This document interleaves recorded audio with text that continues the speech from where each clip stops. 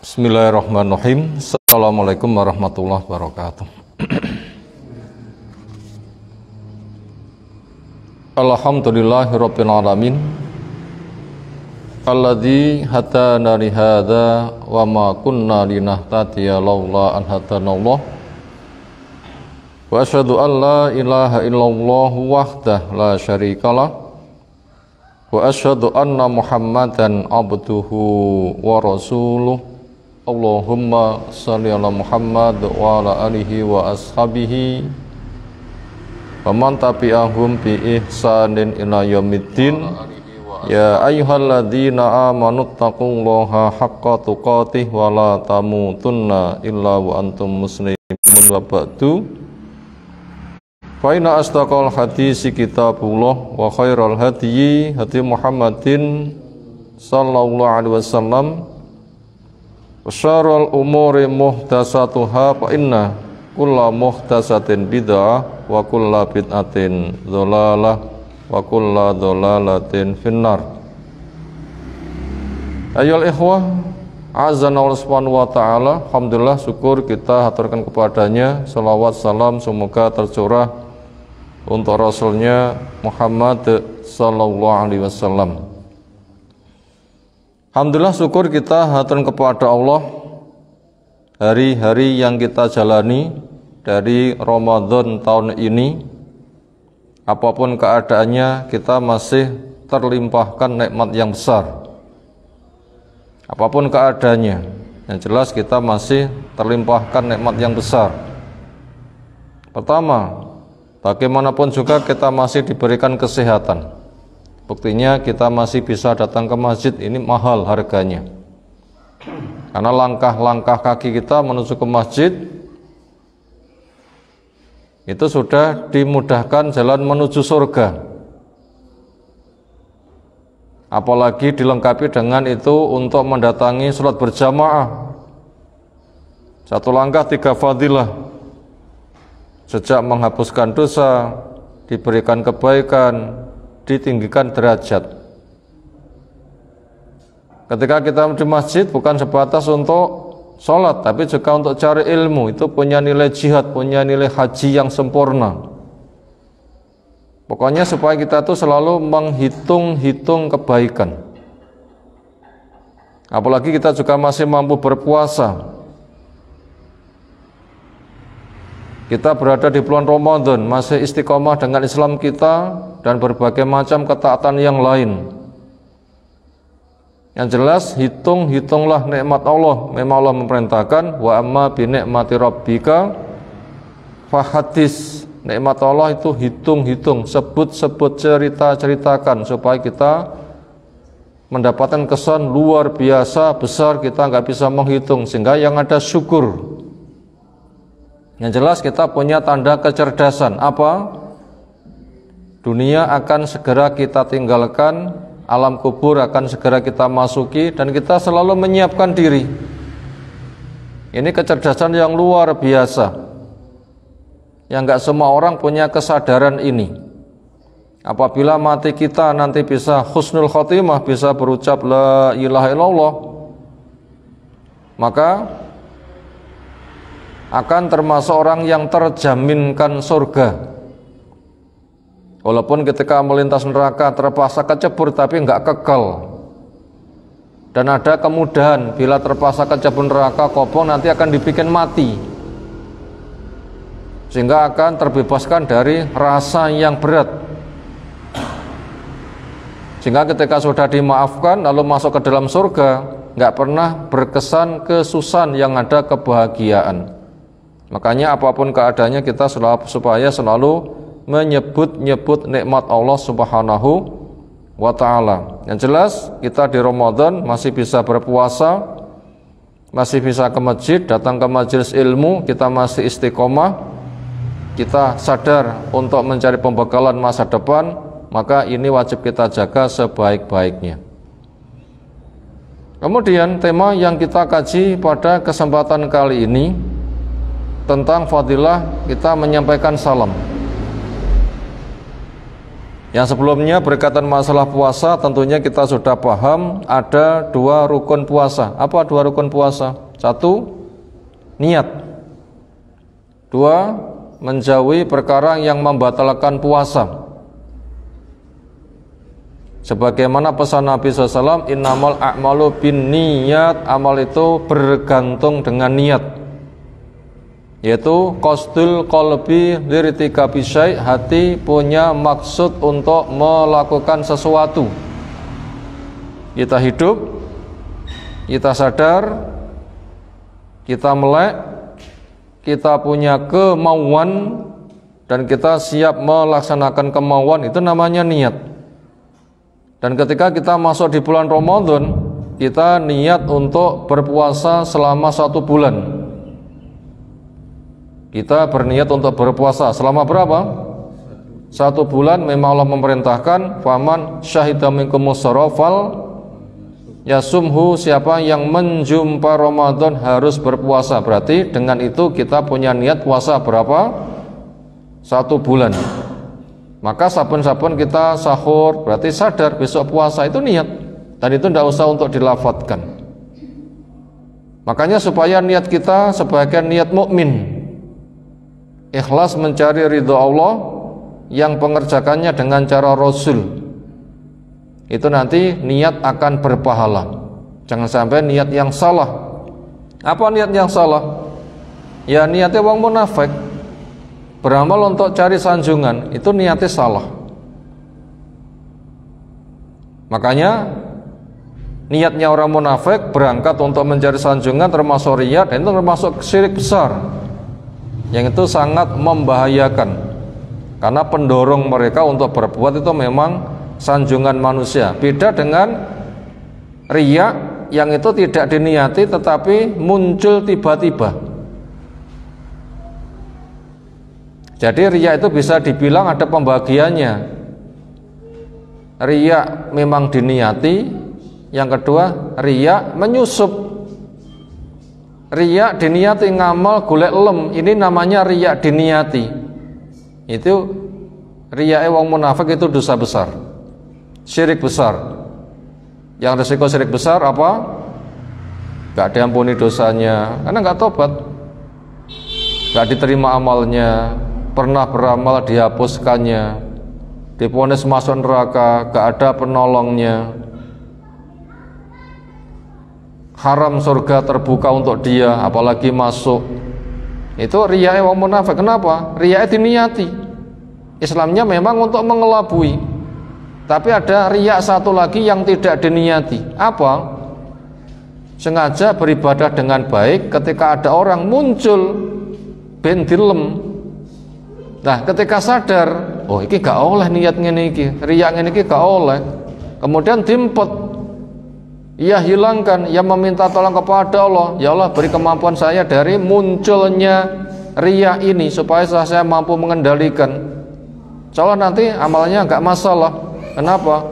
Ketika muncul riya itu dimpet, dikendalikan, gak diniati permasalahannya, tiba-tiba saja muncul. Tapi apabila niat baik, ketika sholat terus enek wong nyawang ngelem, dia itu membiarkan, kemudian semakin dihiasi. Nah itu nanti akan menjadi pembatal apa yang sedang ia kerjakan, walaupun bukan pembatal total, tetapi pembatal apa yang sedang dikerjakan. Itu pembahasan niat kita wajib memahami dengan baik. Kemudian setelah kita punya niat berpuasa selama 1 bulan, setiap hari itu apabila kita meniatkan sesuk mau berpuasa, itu pembaruan, penyegaran. Kemudian apabila orang itu putus puasa, semisal sakit, gak mampu puasa, atau safar, gak mampu puasa, lalu ketika mau puasa lagi, itu juga harus ada pembaruan niat. Kenapa? Sengaja melaksanakan yang beberapa hari telah putus. Nah, maka itu diniati untuk dikerjakan, ada pembaruan niat. Dan itu semua wajib kita jaga. Niat kita akan beramal, niat kita sedang beramal, niat kita sesudah beramal. Niat kita sebelum beramal ya memang untuk mencari wajah Allah. Niat kita sedang beramal dijaga, jangan sampai ada pembatal. yang menyusup niat kita sesudah selesai beramal, kita jaga jangan sampai kita sebut-sebut apa yang sudah berlalu. Yang jelas kita muhasabah di dalam niat sebelum, sedang maupun sesudahnya, yang tujuannya supaya kita terjaga tidak mengalami kerusakan. Berikutnya, insyaallah akan saya bacakan hadis tentang masalah salam. Ada di Sahih Al-Jami nomor 3697. Salah satunya tertulis di situ tentang pesan Nabi SAW. Inna salam ismun min asma'illah. Sesungguhnya salam itu satu nama di antara nama-nama Allah. Siapa salah satu nama Allah? Assalam. Mana dalilnya?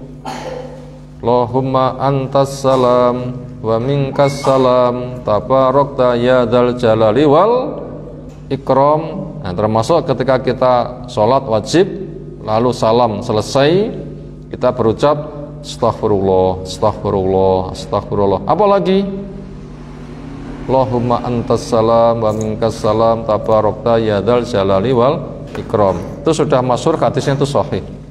Itu Allah memiliki nama As-Salam, zat yang maha sejahtera, yang makhluk kenal butuh sehingga memanggil ya salam, salimni. Wahai Allah yang memiliki nama As-Salam, zat yang maha sejahtera, beri saya kesejahteraan, beri saya kesejahteraan. Nah begitu, itu dari nama Allah As-Salam, beri saya kesejahteraan. As-Salam yaitu doa dengan Assalamualaikum ketika orang Islam ketemu dengan saudaranya. Itu diambil dari nama Allah yaitu As-Salam. Wadu'ahu fil ardi, ya Allah letakkan di bumi supaya menjadi tradisi umat Islam ketika ketemu salam. Karena tidak masuk surga kecuali orang iman, tidak bisa menggapai iman sempurna kecuali saling mencintai. Lalu ditunjukkan cara supaya terwujud rasa saling mencintai. Apa itu? Sebarkan salam kepada orang yang sudah kamu kenal sehari-hari, memang saudara semuslim, atau kita belum kenal cuma di situ ada gejala keislaman dan kita husnudon karena gejala keislaman ada, atau dia memang berada di wilayah kaum muslimin. Makanya tanda-tanda keislaman kita supaya ditampakkan. Apa tanda keislaman? Kalau perempuan ya nutup aurat, laki-laki bajunya saja sudah tampak, rambutnya sudah tampak, dengan dipotong kumis, dipiara jenggot, itu sudah tampak, dan kita husnudun. Makanya ketemu sampaikan assalamualaikum. Itu sudah akan membuat sodakoh. Pertama wajah ceria, tidak perlu. Yang kedua tangannya berjabatan. Yang ketiga lisannya bukan sebatas terucap tapi juga ada senyum. Itu sodakoh kabeh, akan membuahkan dzon yang baik. Kenapa didoakan? Bukan dzon dugaan yang buruk. Kemudian jelas mendoakan semoga keselamatan kepada kamu, sehingga menginginkan orang lain dapat keselamatan. Kemudian nggak ada hasad, karena hasad itu didukung oleh kebencian. Didukung oleh apa? Kebencian. Kenapa? Karena dari mana hasad sendiri sangat tampak. Apa mana hasad? Tidak suka ketika orang lain mendapatkan kelebihan, entah itu kelebihan keagamaan atau kelebihan keduniaan, nggak seneng. Kalau cuma nggak suka saja masih nggak seberapa, tapi apalagi sudah diwujudkan apa? Merengut. Itu sudah bekerja belum merengut itu? Sudah kerja belum merengut? Sudah, itu abasa fi'il madhi, kerja, kata kerja abasa. Abasa wa tawalla, merengut. Itu sudah hasadnya diwujudkan dengan merengut, nggak suka diwujudkan dengan ekspresi wajah merengut, wajah yang cemberut. Ini sudah termasuk perbuatan dosa. Nggak sukanya kemudian diungkapkan, lebih dosa. Tidak sukanya diwujudkan dengan ingin merusak, lebih dosa. Ketika sudah dirusak, dihancurkan, ia rampas, lebih berdosa. Bahkan dia siap hancur-hancuran, yang penting dia harus hancur. Ini rajanya hasad. Nah, ternyata salam itu akan menghilangkan hasad. Kenapa? Ketemu wajah ceria, lisan berucap, isinya doa, assalamualaikum, semoga keselamatan kepada kamu, bukan kehancuran. Loh, hebat kan fadilah dari salam. Itulah nama Allah yang diletakkan di bumi. Makanya sebarkan salam akan rasa cinta, iman semakin kokoh. Bila sudah iman, itulah tanda penduduk surga. Makanya diperintahkan di sini, fafsuhu bainakum, sebarkan salam di antara kalian. Ketemu assalamualaikum, ketemu assalamualaikum. Nah begitu. Fa inna ar-rajula al-muslima, maka sesungguhnya orang Islam, idza marra bil qaumi, apabila lewat pada suatu kaum, fasallama alaihim, maka dia menyampaikan salam kepada mereka. Sing menyampaikan salam sing dilewatin apa sing lewat? Yang lewat. Bila bertamu, yang salam itu yang bertamu atau tuan rumah? Yang bertamu. Bila kita punya hajat ketemu dengan orang, telepon misalnya, sing salam sing nompo panggilan atau yang memanggil? Yang memanggil. Makanya bila kita rumangsa dilewati, rumangsa ditekani, rumangsa enek panggilan, ojo ndisi salam. Tunggu saja. Nah, apabila dia langsung ngomong nggak salam, nah baru kita salam. Assalamualaikum mas, mbak. Waalaikumsalam. Ngapunten kula disiki. Kula tajane kula tunggu salame. Jenengan mboten salam-salam nggih kula elekne kula salami.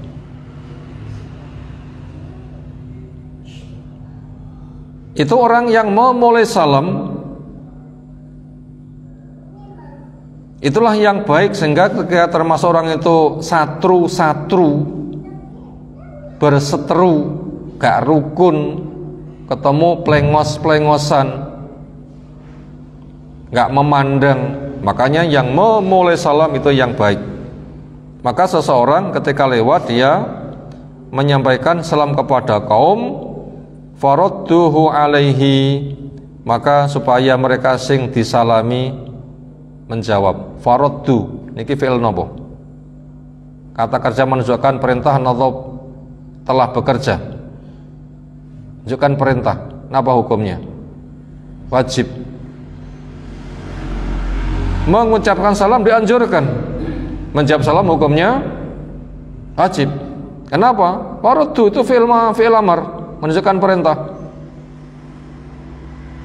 Tapi untuk ibu-ibu ketika ada di rumah, suami tidak ada tamu, tamunya laki-laki, nggak boleh dimasukkan. Ketika dia salam, jawaban tapi ndak usah dikeraskan. Dinceng bano wong liya, ya sudah dijawab wae, nggak usah dibukane pintu. Ini pesan untuk ibu-ibu yang di rumah. Nah, ketika ada seorang tu salam, didelok dhisik sapa. Sekira itu laki-laki bukan mahram, wajib dijawab, tetapi ojo dikeraskan dan jangan dibukakan pintu. Lek kono salam ping telu supaya segera pergi. Apabila gayanya super sibuk, super penting, tergopoh-gopoh koyok tenan-tenanano, maka boleh dijawab agak keras. Perempuan menjawab dengan suara tegas.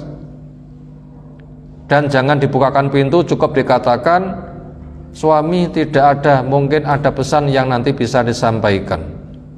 Gitu saja, ojo dimanggane, gak boleh perempuan nompo tamu laki-laki yang bukan mahramnya. Sekira penting, bicara tegas di dalam rumah, supaya tamunya menyampaikan pesan, atau diberitahu insyaallah nanti di rumah ada jam sekian silahkan kembali, tapi pisan-pisan sama ngantos timang enggak nih, enggak boleh itu.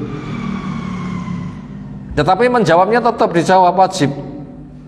Itu tadi cara menjawab perempuan ketika di dalam rumah ada orang datang bertamu menyampaikan salam, tetap dijawab dan itu wajib, tapi jangan dikeraskan. Bila butuh disapa tamunya karena penting supaya meninggalkan pesan saja, tapi ojo dipinarani, jangan disilahkan masuk. Kenapa? Perempuan tidak boleh untuk terima tamu orang asing, laki-laki yang bukan mahram, itu tidak boleh, itu haram.